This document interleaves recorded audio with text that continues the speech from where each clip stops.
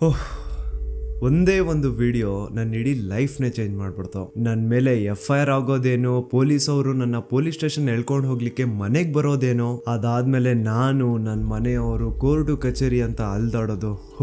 ಯಾವಾಗ ಇದೆಲ್ಲ ಮುಗಿಯುತ್ತಪ್ಪ, ಇದು ಮುಗ್ದಿದ ತಕ್ಷಣ ಯೂಟ್ಯೂಬ್ ಎಲ್ಲ ಬಿಟ್ಬಿಟ್ಟು ಒಂದಷ್ಟು ದಿನ ನೆಮ್ಮದಿಯಿಂದ ಎಲ್ಲಾದ್ರೂ ಹೋಗ್ಬಿಟ್ಟು ಪ್ರಶಾಂತವಾಗಿರೋಣ ಅನ್ಕೊಂಡಿದ್ದೆ. ಆದ್ರೆ ನನ್ನ ಮನ್ಸಲ್ಲಿ ಕೆಲವೊಂದು ಪ್ರಶ್ನೆಗಳಿದಾವೆ. ಸೌಜನ್ಯಳಿಗೆ ನ್ಯಾಯ ಕೇಳ್ತಾ ಜಸ್ಟ್ ನಾನೊಂದು ವಿಡಿಯೋ ಮಾಡಿದ್ದಕ್ಕೆ ನನ್ನ ಮೇಲೆ ಇಷ್ಟೊಂದೆಲ್ಲ ಆಗಿದೆ ಅಂತಂದ್ರೆ, ಜಸ್ಟ್ ಇಮ್ಯಾಜಿನ್ ಸೌಜನ್ಯ ಕೇಸಲ್ಲಿ ಯಾರೆಲ್ಲ ಸಾಕ್ಷಿ ಆಗ್ಬೋದಿತ್ತೋ ಅವ್ರ ಜೊತೆ ಏನೇನಾಗಿರಲ್ಲ. ನಾನ್ ಎಷ್ಟು ಅನ್ಕೊಳ್ತಿದ್ದೀನಿ, ಸಾಕಿನ್ನ 1-2 ತಿಂಗಳು ಏನು ವಿಡಿಯೋ ಮಾಡೋದ್ ಬೇಡ, ಸೈಲೆಂಟ್ ಆಗಿ ಇದ್ಬಿಡುವ ಅಂತ. ಆದ್ರೆ ನನ್ನ ಕೈಲಿಂದ ಆಗ್ತಿಲ್ಲ. ಯಾವುದೋ ಒಂದು ಸರ್ವಶಕ್ತಿ ನನ್ನ ಮನ್ಸೊಳಗಡೆ ಈ ಪ್ರಶ್ನೆನ ಹಾಕಿ ಇದ್ರ ಬಗ್ಗೆ ಮಾತಾಡುವಂತಿದೆ. ಮೊದ್ಲೇ ಹೇಳ್ಬಿಡ್ತೀನಿ, ಈ ವಿಡಿಯೋ ಯಾವುದೇ ಜಾತಿ, ಧರ್ಮ, ದೇವಸ್ಥಾನಕ್ಕೆ ಸಂಬಂಧಪಟ್ಟಿಲ್ಲ. ಈ ವಿಡಿಯೋದಲ್ಲಿ ನಾನು ಕೇವಲ ಸೌಜನ್ಯ ಕೇಸ್ ಬಗ್ಗೆ ಮಾತಾಡ್ತಿದ್ದೇನೆ. ಸೌಜನ್ಯ ಕೇಸಲ್ಲಿ ಯಾವುದೆಲ್ಲ ಯಾರೆಲ್ಲ ಸಾಕ್ಷಿ ಆಗ್ಬೋದಿತ್ತೋ ಅದೆಲ್ಲ ಹೇಗ್ ನಾಶ ಆಯ್ತು ಅನ್ನೋದನ್ನ ತಿಳಿಸ್ಕೊಡ್ತೇನೆ.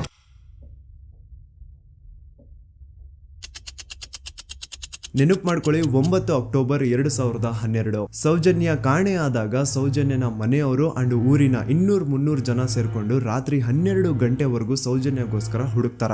ಆದ್ರೆ ಸೌಜನ್ಯ ಸಿಗಲ್ಲ. ಮಿಡ್ ನೈಟ್ ಆಗಿರುತ್ತೆ ಅಂಡ್ ತುಂಬಾ ಜೋರ್ ಮಳೆ ಬರ್ತಾ ಇರುತ್ತೆ. ಇನ್ನು ಹುಡುಕೋದ್ ಬೇಡ, ಬೆಳಿಗ್ಗೆ ಎದ್ದು ಮತ್ತೆ ಎಲ್ರು ಹುಡುಕುವ ಅಂತ ಎಲ್ರು ತಮ್ಮ ಮನೆಗೆ ವಾಪಸ್ ಹೋಗ್ತಾರ. ದೆನ್ ನೆಕ್ಸ್ಟ್ ದಿನ ಅಂದ್ರೆ 10 ಅಕ್ಟೋಬರ್ 2012 ಸೌಜನ್ಯನ ಬಾಡಿ ಸಿಗುತ್ತೆ ಅಂಡ್ ಅವಳ ಬಾಡಿ ಪಕ್ಕದಲ್ಲಿ ಅವಳ ಕಾಲೇಜ್ ಬ್ಯಾಗ್ ಅಂಡ್ ಅವಳ ಬುಕ್ಸ್ ಎಲ್ಲ ಬಿದ್ದಿರ್ತವೆ. ಸೊ ಹಿಂದಿನ ದಿನ ಆ ಒಂದು ಜಾಗದಲ್ಲಿ ಅಷ್ಟು ಜೋರು ಮಳೆ ಬಂದಿದ್ರು ಸೌಜನ್ಯನ ಬ್ಯಾಗ್ ಅಂಡ್ ಅವಳ ಬುಕ್ಸ್ ಒಂದು ಚೂರುನು ನೆಂದಿರಲ್ಲ. ದಾಖಲೆ ಇದೆ ಸ್ವಾಮಿ, ದಾಖಲೆ ಇಲ್ದೆ ಈ ದೂತ ಸಮೀರ್ MD ಏನು ಮಾತಾಡಲ್ಲ. There was rain and the clothes of the victim were not stained with mud and the bag was not wet, even the books were not wet. ಹಿಂದಿನ ದಿನ ಅಷ್ಟು ಜೋರು ಮಳೆ ಬಂದಿದ್ರು ಸೌಜನ್ಯನ ಬುಕ್ಸ್ ಅಂಡ್ ಬ್ಯಾಗ್ ನೆಂದಿಲ್ಲ. ಹೇಗೆ? ಇದರ ಅರ್ಥ ಸೌಜನ್ಯನ ಆ ಒಂದು ಜಾಗದಲ್ಲಿ ಆಗೇ ಇಲ್ಲ, ಬೇರೆ ಯಾವುದೋ ಜಾಗದಲ್ಲಿ ಅವಳ ಆಯ್ತು. ನಂತರ ಅವಳ ಬಾಡಿನ ಅಲ್ಲಿ ತಂದು ಡಂಪ್ ಮಾಡಿರೋದು. ಸೊ ಈಗ ಯಾವೊಂದು ಜಾಗದಲ್ಲಿ ಸೌಜನ್ಯನ ಆಯ್ತು, ಆಕ್ಚುಲ್ ಆ ಒಂದು ಜಾಗನ ಹುಡುಕಾಡೋದ್ ಬಿಟ್ಟು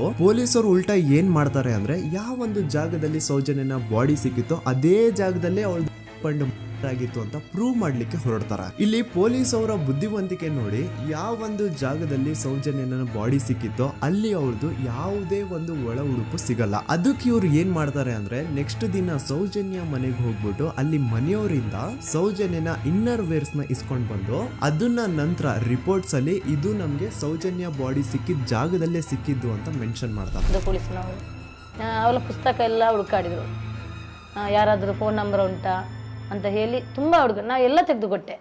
ನನ್ನ ಮಗಳ ವಿಷಯ ನನಗೆ ಎಲ್ಲ ಗೊತ್ತು ಸರ್, ನೋಡಿ ಪುಸ್ತಕ ಅಂತ ನೋಡಿದೆ. ಅವಾಗ ನನ್ನ ತಂಗಿಯ ಒಂದು ನಂಬ್ರ ಇತ್ತು, ಆ ನಂಬ್ರನ್ನು ತಗೊಂಡೋಗಿದ್ದಾರೆ. ಆಮೇಲೆ ಮನೆಯಿಂದ ಮರು ದಿವಸ ಸಂತೋಷ್ ರಾವ್ ಸಿಕ್ಕಿದ ದಿವಸ ಹೊಲ ಉಡುಪು ಇದೆಯಲ್ಲ ಸರ್, ಅದು ಮನೆಯಿಂದ ತಗೊಂಡೋಗಿದ್ದಾರೆ. ಅದಕ್ಕೆ ನಾವು ಒಂದು ಗುರುತಿಗೆ ಒಂದು ಸ್ಟಿಚ್ ಮಾಡಿಕೊಟ್ಟಿದ್ದೇವೆ, ನೂಲಿನ ಒಂದು ಬಿಳಿ ನೂಲಿನ ಒಂದು ಸ್ಟಿಚ್ ಮಾಡಿಕೊಟ್ಟಿದ್ದೇವೆ. ಅದನ್ನೇ ತನಿಖೆಗೆ ಅವರಲ್ಲಿ ಇಟ್ಟಿದ್ದಾರೆ. ನೋಡಿ, ಪೊಲೀಸ್ ಅವ್ರ ಪ್ರಕಾರ ಸೌಜನ್ಯ ಆಗಿದ್ದು ಆ ಒಂದು ಹಳ್ಳ ಹತ್ರ, ಆದ್ರೆ ಆಕ್ಚುಲಿ ಅಲ್ಲಿ ಆಗೇ ಇಲ್ಲ. ಬಟ್ ಸ್ಟಿಲ್ ಈ ಒಂದು ಪಾಯಿಂಟ್ ನ ಪ್ರೂವ್ ಮಾಡ್ಲಿಕ್ಕೆ ಪೊಲೀಸ್ ಅವರು ಯಾವ ಮಟ್ಟಕ್ಕೆ ಹೋಗ್ತಾರೆ ಅಂತಂದ್ರೆ, ಯಾವೊಂದು ಜಾಗದಲ್ಲಿ ಸೌಜನ್ಯನ ಬಾಡಿ ಸಿಕ್ಕಿತ್ತೋ ಅಲ್ಲಿಂದ 50 ಅಡಿ ದೂರದಲ್ಲಿ ಸಂತೋಷ್ ರಾವ್ನ ಒಂದು ಟೆಂಟ್ ಹಾಕ್ಸ್ತಾರ. ಸೌಜನ್ಯನ ಆಗ್ಬೇಕಾದ್ರೆ ಎಲ್ಲೋ ಬಾಹುಬಲಿ ಬೆಟ್ಟದಲ್ಲಿ ಇದ್ದಂತಹ ಸಂತೋಷ್ ರಾವ್ ಇಲ್ಲ ಅದೇ ಜಾಗದಲ್ಲಿ ಇದ್ದ ಅಂತ ಪ್ರೂವ್ ಮಾಡ್ಲಿಕ್ಕೆ ಸಂತೋಷ್ ರಾವ್ನ ಒಂದು ಟೆಂಟ್ ಹಾಕ್ತಾರೆ. ಒಂದಿಷ್ಟು ಪ್ಲಾಸ್ಟಿಕ್ ಚೀಲಗಳನ್ನ ಹಾಸ್ಬಿಟ್ಟು ಅದ್ರ ಮೇಲೆ ಸಂತೋಷ್ ರಾವ್ನ ಕೆಲವೊಂದು ಥಿಂಗ್ಸ್ ಇಟ್ಬಿಟ್ಟು ಇವ್ನು ಇಲ್ಲೇ ಇದ್ದ ಅಂತ ಪ್ರೂವ್ ಮಾಡಿಸ್ತಾರ. ಈಗ ಸ್ವಲ್ಪ ತಲೆ ಯೂಸ್ ಮಾಡಿ, ಸೌಜನ್ಯ ಕಾಣೆಯಾಗಿದ್ದ ದಿನ ಸೌಜನ್ಯನ ಮನೆಯವರು ಅಂಡ್ ಊರಿನ ಜನ ಸುಮಾರು 200-300 ಜನ ಸೇರ್ಕೊಂಡ್ಬಿಟ್ಟು ಸೌಜನ್ಯಗೋಸ್ಕರ ಹುಡುಕ್ತಾರೆ. ಅವ್ರು ಅದೇ ಜಾಗದಲ್ಲಿ ಹುಡುಕ್ತಾರ ಗುರು, ಎಲ್ಲೂ ಜಾಸ್ತಿ ದೂರ ಹೋಗಲ್ಲ, ಅದೇ ಜಾಗದಲ್ಲಿ ಹುಡುಕ್ತಿರ್ತಾರ. ಕತ್ಲೆಯಲ್ಲಿ ಸೌಜನ್ಯನ ಬಾಡಿ ಕಾಣಿಸಿಲ್ಲ ಅನ್ಕೊಳ್ಳಿ, ಏನೋ ಸ್ವಲ್ಪ ಪೊದೆಗಳ ಹಿಂದೆ ಅಥವಾ ಬೇಲಿಗಳು ಅಡ್ಡ ಬಂದಿರಬಹುದು, ಹಾಗಾಗಿ ಅವಳ ಬಾಡಿ ಕಾಣಿಸಿಲ್ಲ ಅನ್ಕೊಳ್ಳಿ. ಆದ್ರೆ ಅಲ್ಲಿಂದನೇ 50 ಅಡಿ ದೂರದಲ್ಲಿರುವಂತಹ ಸಂತೋಷ್ ರಾವ್ನ ಟೆಂಟ್ ಆ 200-300 ಜನರಲ್ಲಿ ಒಬ್ರಿಗೂ ಕಾಣಿಸಿಲ್ವಾ? ಅಷ್ಟೇ ಅಲ್ಲ, ನೆಕ್ಸ್ಟ್ ದಿನ ಅಂದ್ರೆ 10 ಅಕ್ಟೋಬರ್ 2012 ಸೌಜನ್ಯನ ಮೃತದೇಹ ಸಿಕ್ಕಿದೆ ಅನ್ನೋ ಒಂದು ನ್ಯೂಸ್ ಲೋಕ್ ಲೈಟ್ಸ್ ಗೆಲ್ಲ ಗೊತ್ತಾದಾಗ ಅಲ್ಲಿ ಒಂದು ಅಂದಾಜು ಪ್ರಕಾರ 3000 ಜನ ಸೇರ್ತಾರಂತ. ಆಗ್ಲೂ ಸಹ ಆ 3,000 ಜನರಲ್ಲಿ ಒಬ್ರಿಗೂ ಸಹ ಆ ಸಂತೋಷ್ ರಾವ್ನ ಟೆಂಟ್ ಕಾಣಿಸೇ ಇಲ್ಲ. ಜಾಸ್ತಿ ದೂರ ಇಲ್ಲ ಗುರು, ಎಲ್ಲಿ ಬಾಡಿ ಸಿಕ್ಕಿರುತ್ತೋ ಅಲ್ಲಿಂದ 50 ಅಡಿ ದೂರ ಅಷ್ಟೇ. ಆದ್ರೂ ಆ ಟೆಂಟ್ ಯಾರಿಗೂ ಕಾಣಿಸೇ ಇಲ್ಲ. ಹೇಗೆ? ಯಾಕಂತಂದ್ರೆ ಆ ಟೆಂಟ್ ಅಲ್ಲಿ ಇರ್ಲೇ ಇಲ್ಲ. ಇದ್ರೆ ತಾನೇ ಕಾಣಿಸೋದಕ್ಕೆ. ಪಾಪ ಸಂತೋಷ್ ರಾವ್ನ ಈ ಕೇಸಲ್ಲಿ ಹೆಂಗಾದ್ರೂ ಮಾಡಿ ಫಿಟ್ ಮಾಡ್ಲೇಬೇಕು ಅಂತ ಪೊಲೀಸ್ ಅವ್ರು ಫಿಕ್ಸ್ ಆಗ್ಬಿಟ್ಟಿದ್ರು. ಇನ್ನೊಂದು ಲಾಜಿಕಲ್ ಪಾಯಿಂಟ್ ಹೇಳ್ತೀನಿ ನಿಮ್ಗೆ. ಈ ಒಂದು ಸ್ಟೇಟ್ಮೆಂಟ್ ನ ನೋಡಿ. ಈ ಸ್ಟೇಟ್ಮೆಂಟ್ ಬೇರೆ ಯಾರು ಕೊಟ್ಟಿದ್ದಲ್ಲ ಗುರು. 5 ಜನ ಕಿಡಿಗೇಡಿಗಳು ಸಂತೋಷ್ ರಾವ್ನ ಬಾಹುಬಲಿ ಬೆಟ್ಟದಿಂದ ಕರ್ಕೊಂಡ್ ಬಂದು ಪೊಲೀಸ್ ಅವ್ರ ಕೈಗೆ ಒಪ್ಸಿದ್ರು. ಆ ಕಿಡಿಗೇಡಿಗಳಲ್ಲೇ ಒಬ್ಬ ಕೊಟ್ಟಂತಹ ಸ್ಟೇಟ್ಮೆಂಟ್ ಇದು. ಇದ್ರಲ್ಲಿ ಇವನ್ ಹೇಳ್ತಿದ್ದಾನೆ ಸಂತೋಷ್ ರಾವ್ ಕೈಯಲ್ಲಿ ಒಂದು ಚೀಲ ಇತ್ತು ಅಂತ. ಈಗ ಸಂತೋಷ್ ರಾವ್ನ ಅರೆಸ್ಟ್ ಮಾಡಾದ್ಮೇಲೆ ಅವನ ಕೈಯಲ್ಲಿ ಇದ್ದಂತಹ ಚೀಲ ಕೂಡ ಪೊಲೀಸ್ ಅವರು ತಮ್ಮ ಕಸ್ಟಡಿಗೆ ತಗೊಂಡಿರ್ತಾರೆ ತಾನೆ. ಹಾಗಿದ್ರೆ ಸಂತೋಷ್ ರಾವ್ನ ಚೀಲ ಅಂಡ್ ಅದ್ರಲ್ಲಿ ಇದ್ದಂತಹ ಅವನ ವಸ್ತುಗಳು ಪೊಲೀಸ್ ಕಸ್ಟಡಿಲೇ ಇರ್ಬೇಕೆ ಹೊರತು ಅದ್ಯಾವುದೋ ಕಾಡಲ್ಲಿ ಆ ಟೆಂಟ್ ಒಳಗಡೆ ಅಲ್ಲ. ಅಂಡ್ ಇನ್ನೊಂದು ಮೇನ್ ಇಂಪಾರ್ಟೆಂಟ್ ಆಗಿ ಸಂತೋಷ್ ರಾವ್ನ ಪೊಲೀಸ್ ಅವರು ಕಸ್ಟಡಿಗೆ ತಗೊಂಡಿದ್ದು 11 ಅಕ್ಟೋಬರ್ 2012. ಆದ್ರೆ ಅಫಿಷಿಯಲ್ ಆಗಿ ಪೇಪರ್ಸ್ ಮೇಲೆ ತೋರಿಸಿರೋದು 13 ಅಕ್ಟೋಬರ್ 2012. ಹಾಗಿದ್ರೆ ಆ 2 ದಿನ ಸಂತೋಷ್ ರಾವ್ನ ಪೊಲೀಸ್ ಸ್ಟೇಷನ್ ಅಲ್ಲಿ ಇಟ್ಕೊಂಡು ಪೊಲೀಸ್ ಅವರು ಏನ್ ಮಾಡ್ತಿದ್ರು? ಇದು ಇಲ್ಲಿಗಲ್ ಡಿಟೆನ್ಷನ್ ತಾನೆ. ಈಗಷ್ಟೇ ನಾನು ಡಾಕ್ಟರ್ ಆದಮ್ ಅವ್ರು ಕೊಟ್ಟಂತಹ ಪೋಸ್ಟ್ ಮಾರ್ಟಮ್ ರಿಪೋರ್ಟ್ ನೋಡಿದೆ. ಅಂಡ್ ಇದ್ರಲ್ಲಿ ಏನಿದೆ ಗೊತ್ತಾ? ಸೌಜನ್ಯ ಸತ್ತಾದ್ಮೇಲೆ ಅಲ್ಲ, ಅವಳು ಬದುಕಿರ್ಬೇಕಾದ್ರೇನೆ, ಅವಳು ಮಾಡ್ತಾ ಇರ್ಬೇಕಾದ್ರೇನೆ ಆ ದುಷ್ಕರ್ಮಿಗಳು ಅವಳ ಯೋನಿ ಒಳಗಡೆ 6 ಇಂಚು ಮಣ್ಣು ತುಂಬಿರೋದು. ಅಂಡ್ ರೀಸೆಂಟ್ ಆಗಿ ಬರ್ತಾ ಇರುವಂತಹ ಇನ್ನೊಂದು ಬಿಗ್ಗೆಸ್ಟ್ ಅಲಿಗೇಷನ್ ಏನು ಅಂತಂದ್ರೆ ಸಂತೋಷ್ ರಾವ್ ಬ್ರೈನ್ ಮ್ಯಾಪಿಂಗ್ ಗೆ ಒಪ್ಕೊಂಡಿಲ್ಲ ಅಂತ. ಅಂತವ್ರು ಪ್ಲೀಸ್ ಈ ಒಂದು ಡಾಕ್ಯುಮೆಂಟ್ ನ ಕಂಡ್ಬಿಟ್ಟು ನೋಡಿ. ಇಲ್ಲಿ ಸಂತೋಷ್ ರಾವೇ ಹೇಳ್ತಿದ್ದಾನೆ, ಅಪರಾಧಿ ಎಂದು ಸಾಬೀತು ಮಾಡಲು ಅಗತ್ಯವಿರುವ ಯಾವುದೇ ವೈಜ್ಞಾನಿಕ ಪರೀಕ್ಷೆಗೆ ಒಳಪಡಲು ಸ್ವಯಂ ಇಚ್ಛೆ ವ್ಯಕ್ತಪಡಿಸಿರುತ್ತೇನೆ. ಕೆಳಗಡೆ ಸಂತೋಷ್ ರಾವ್ನ ಸಿಗ್ನೇಚರ್ ಇದೆ ಅಂಡ್ ಈ ಕಡೆ ಕೋರ್ಟ್ ನ ಸೀಲ್ ಕೂಡ ಇದೆ. ಅಂಡ್ ಇನ್ನೊಂದು ವಿಷಯ, ನನ್ನ ವಿಡಿಯೋದಲ್ಲಿ ನಾನು ಹೇಳಿದ್ದೀನಿ ಸಂತೋಷ್ ರಾವ್ಗೆ ಫಿಮೋಸಿಸ್ ಅನ್ನೋ ಒಂದು ಕಾಯಿಲೆ ಇತ್ತು ಅಂತ. ಅಂಡ್ ಅಲ್ಲಿ ಇನ್ನೊಂದು ಪಾಯಿಂಟ್ ಕೂಡ ಹೇಳಿದ್ದೀನಿ, ಇನ್ ಕೇಸ್ ಅವನ್ ಏನಾದ್ರು ಮಾಡಿದ್ರೆ ನರಕ ಅನುಭವಿಸ್ತಾನೆ ಅಂತ.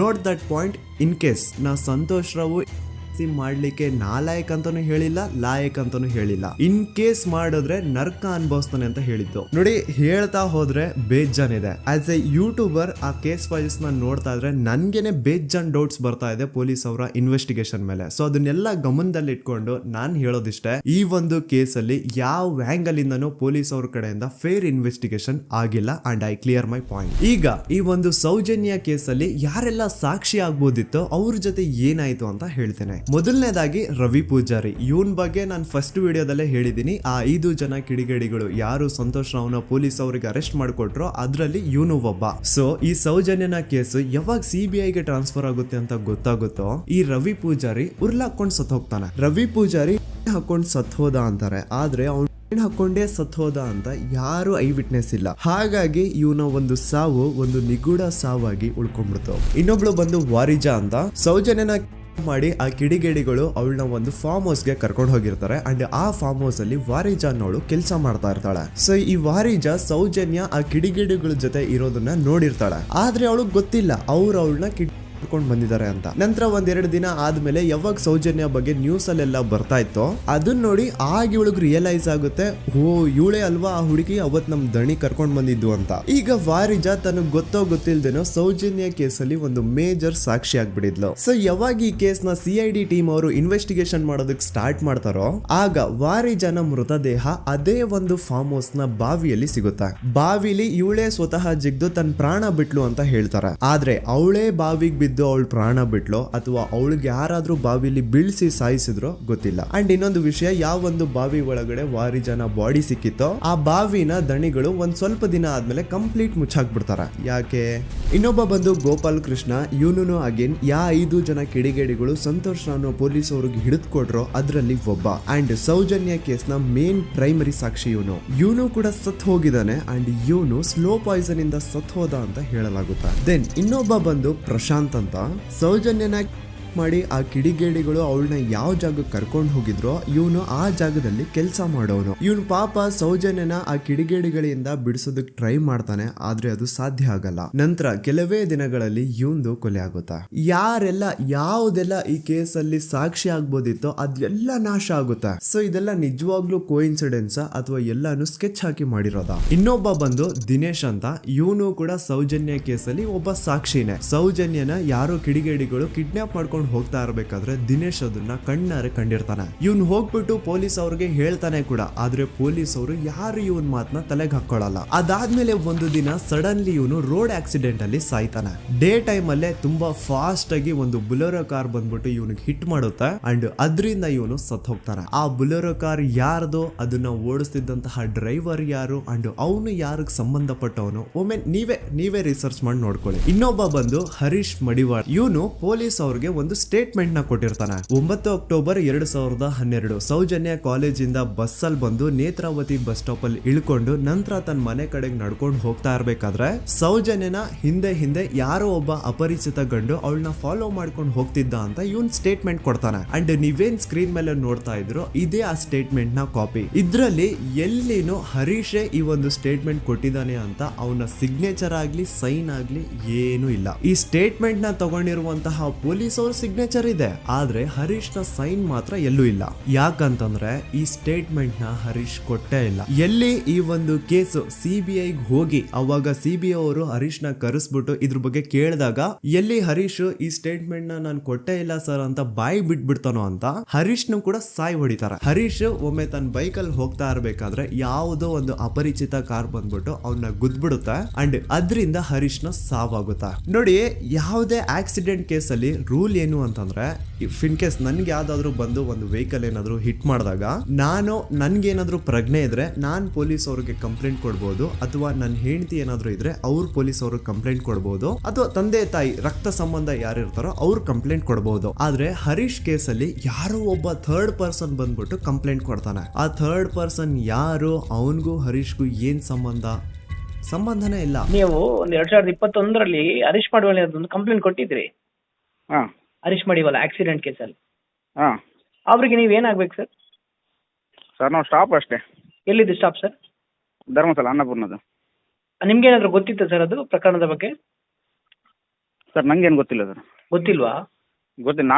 ನಾನು ಹಿಂದಿಂದ ಹೋಗ್ತಿದ್ದೆ ಡ್ಯೂಟಿಗೆ, ಅವ್ರು ಮುಂದಿಂದ ಹೋಗ್ತಿದ್ರು. ನೀವು ನಾನು ಸ್ಪಾಟಲ್ಲಿ ಇದ್ರಾ? ಸ್ಪಾಟಲ್ಲಿ ಇಲ್ಲ. ಯಾಕಂದ್ರೆ ನಂಗೆ ಗೊತ್ತಾದ ಛತ್ರಕ್ಕೆ ಹೋದ್ಮೇಲೆ ಮತ್ತೆ ಕಂಪ್ಲೇಂಟ್ ಕೊಟ್ರಿ ನೀವು? ಸರ್ ನಾನು ಕೊಟ್ಟದಂದ್ರೆ ನನ್ನ ಮ್ಯಾನೇಜರ್ ಕಳಿಸಿದ್ದೆ ಅಷ್ಟೇ. ಇಲ್ಲಿಂದ? ಧರ್ಮಸ್ಥಳದಿಂದ. ಸೇಮ್ ಇದೇ ತರಾನೇ ಆನೆ ಮಾವುತನ ಕೇಸಲ್ಲೂ ಆಗಿದ್ದು. ಮನೆಯವ್ರು ಹೋಗಿ ಕಂಪ್ಲೇಂಟ್ ಕೊಟ್ರೆ ಪೊಲೀಸರು ಕಂಪ್ಲೇಂಟ್ ತಗೊಳಲ್ಲ, ಆದ್ರೆ ಅದೇ ಯಾರೋ ಒಬ್ಬ ಥರ್ಡ್ ಪರ್ಸನ್ ಬಂದು ಕಂಪ್ಲೇಂಟ್ ಕೊಟ್ರೆ ಪೊಲೀಸ್ ಅವರು ಕಂಪ್ಲೇಂಟ್ ಬರೀತಾರೆ. ಆನೆ ಮಾವುತನ ಹೆಂಡತಿ ಲೋಕಲ್ ಪೊಲೀಸ್ ಸ್ಟೇಷನ್ಗೆ ಕಂಪ್ಲೇಂಟ್ ಕೊಡಕ್ ಹೋದ್ರೆ ಅವ್ರು ಕಂಪ್ಲೇಂಟ್ ತಗೊಳ್ತಿಲ್ಲ ಸರ್ ಅಂತ ಹೇಳ್ಬಿಟ್ಟು SP ಆಫೀಸ್ಗೆ ಲೆಟರ್ ಬರ್ದಿರೋದು ಸಹ ಇದೆ. But still no action was taken. So SP ಆಫೀಸ್ಗೆ ಲೆಟರ್ ಕೊಟ್ಟಾದ್ಮೇಲೆ ಏನು ತನಿಖೆ ಆಗದೆ ಇದ್ದಾಗ ಆಗ ಆನೆ ಮಾವುತನ ಮಕ್ಕಳು ಹೋಗ್ಬಿಟ್ಟು IGPಗೆ ಒಂದು ಲೆಟರ್ ಬರ್ದು ಕೊಡ್ತಾರೆ. ಆದ್ರೂ ಸಹ ಇನ್ನೂವರೆಗೂ ಸರಿಯಾದ ತನಿಖೆ ಆಗೇ ಇಲ್ಲ ಅಂಡ್ ರಿಯಲ್ ಆರೋಪಿಗಳು ಯಾರು ಅಂತ ಗೊತ್ತಾಗೇ ಇಲ್ಲ. ನಿಜ ಹೇಳ್ತಾ ಇದ್ದೀನಿ, ಆ ಒಂದು ಪ್ಲೇಸ್ ಅಲ್ಲಿ ಸೀರೀಸ್ ಆಫ್ ಕೇಸಸ್ ಆಗಿದಾವೆ ಅಂಡ್ ಯಾವ್ದ್ರಲ್ಲೂ ಪೊಲೀಸ್ ಅವ್ರ ಕಡೆಯಿಂದ ಫೇರ್ ಇನ್ವೆಸ್ಟಿಗೇಷನ್ ಆಗೇ ಇಲ್ಲ. ಇದ್ರ ಬಗ್ಗೆ ಮಾತಾಡ್ರೋ, ಪೊಲೀಸ್ ಇನ್ವೆಸ್ಟಿಗೇಷನ್ ಮೇಲೆ ಕ್ವಶನ್ ರೈಸ್ ಮಾಡ್ರೋ, ಆ ಹುಡುಗಿಗೆ ನ್ಯಾಯ ಸಿಗ್ಲಿ ಸಪೋರ್ಟ್ ಮಾಡ್ರೋ ಅಂದ್ರೆ ಇದ್ರ ಬಗ್ಗೆ ಯಾವನು ಮಾತಾಡಲ್ಲ. ಇದ್ರ ಬದಲಾಗಿ ನನ್ ಬಗ್ಗೆ ಮಾತಾಡೋದಕ್ಕೆ ಹೇಳಿ ತುಂಬಾ ಚೆನ್ನಾಗಿ ನನ್ ಬಗ್ಗೆ ನೆಗೆಟಿವಿಟಿ ಹುಟ್ಟಿಸ್ತಾರ. ಜಾತಿ ಧರ್ಮ ತರೋದು, ಇವ್ನ್ ಯಾವ್ದಾವ್ದು ಆಪ್ಸ್ ನ ಪ್ರಮೋಟ್ ಮಾಡ್ತಿದ್ದ, ಇವನ್ ಮಾತು ಯಾಕೆ ನಂಬ್ತೀರಾ ಅಂತ ನನ್ ಬಗ್ಗೆನೆ ನೆಗೆಟಿವಿಟಿ ಹುಟ್ಟಿಸೋದು. ಇವನು ಆ ಆ್ಯಪ್ ಪ್ರಮೋಟ್ ಮಾಡ್ತಿದ್ದ, ಇವನು ಈ ಆ್ಯಪ್ ಪ್ರಮೋಟ್ ಮಾಡ್ತಿದ್ದ, ಇವನ್ ಮಾತುಗಳನ್ನ ಯಾಕೆ ನಂಬ್ತೀರಾ, ಇವನು ಮುಸ್ಲಿಂ ಇದಾನೆ, ಇವನು ಮುಲ್ಲಾ ಇದಾನೆ, ಅದು ಇದು ಅಂತ ಮಾತಾಡೋದು. ಹೌದು ಗುರು, ನಾನ್ ಪ್ರಮೋಷನ್ಸ್ ನ ಮಾಡಿದೀನಿ. ನಾನು ಆ ಆ್ಯಪ್ದು ಮಾಡಿದೀನಿ, ಈ ಆ್ಯಪ್ದು ಮಾಡಿದೀನಿ, ಎಲ್ಲಾ ತರ ಆ್ಯಪ್ದು ನಾನು ಪ್ರಮೋಷನ್ಸ್ ಮಾಡಿದೀನಿ. ಈಗ ಹಿಂದೆ ನಾನು ಮಾಡಿರುವಂತಹ ಪ್ರಮೋಷನ್ಸ್ಗೂ ಈ ಕೇಸ್ಗೂ ಏನ್ ಸಂಬಂಧ? ಅನ್ನೆಸೆಸರಿ ಆಗಿ ಮ್ಯಾಟರ್ ನ ಡೈವರ್ಟ್ ಮಾಡ್ಲಿಕ್ಕೆ ಟ್ರೈ ಮಾಡಬೇಡಿ. ಇನ್ಮೇಲೆ ನಾನೇನಾದ್ರೂ ಆ ತರ ಅಪ್ಲಿಕೇಶನ್ಸ್ ನ ಪ್ರಮೋಷನ್ ಮಾಡಿದ್ರೆ ಆಗ ಬಂದು ನೀವು ನನ್ನನ್ನ ಪ್ರಶ್ನೆ ಮಾಡೋದ್ರಲ್ಲಿ ಅರ್ಥ ಇದೆ. ಹಿಂದೆ ಮಾಡಿರೋದನ್ನ ಇಟ್ಕೊಂಡು ಮಾತಾಡಿ ವಿಡಿಯೋ ಮಾಡೋದಲ್ಲ ಕಂಟೆಂಟ್ ಅಂದ್ರೆ. ಅಂಡ್ ಇನ್ನೊಂದು ವಿಷಯ, ನಾನು ದೂತ ಸಮೀರ್ MD ಯೂಟ್ಯೂಬ್ ಚಾನಲ್ ನ ಸ್ಟಾರ್ಟ್ ಮಾಡಿ ಕೇವಲ ಆಗಿರೋದು 8 ತಿಂಗಳಷ್ಟೇ. ಅಂಡ್ ಈ 8 ತಿಂಗಳಲ್ಲಿ ನಾನು ಹಾಕಿರೋದು ಕೇವಲ 12 ವಿಡಿಯೋಸ್. ಅದರಲ್ಲಿ 1-2 ಆಲ್ರೆಡಿ ಟೇಕ್ ಡೌನ್ ಆಗಿದಾವೆ. ಸೊ ಅಷ್ಟು ಬೇಗ ಅದ್ ಹೆಂಗ್ ನೀವು ಜಡ್ಜ್ ಮಾಡ್ಬಿಟ್ರಿ ನಾನು ಆಂಟಿ ಹಿಂದೂ ಅಂತ? ನಿಮಗ್ ನಿಜವಾಗ್ಲೂ ನಾನು ಆಂಟಿ ಹಿಂದೂ ಅನ್ಸಿದ್ರೆ ನಂದು ಇನ್ನೊಂದು ಚಾನಲ್ ಇದೆ ಸಮೀರ್ MD ಅಂತ. ಅಲ್ಲಿ ನಾನು ಅಪ್ಲೋಡ್ ಮಾಡಿರುವಂತಹ ಈ ಎಲ್ಲಾ ವಿಡಿಯೋಸ್ ನ ನೋಡಿ.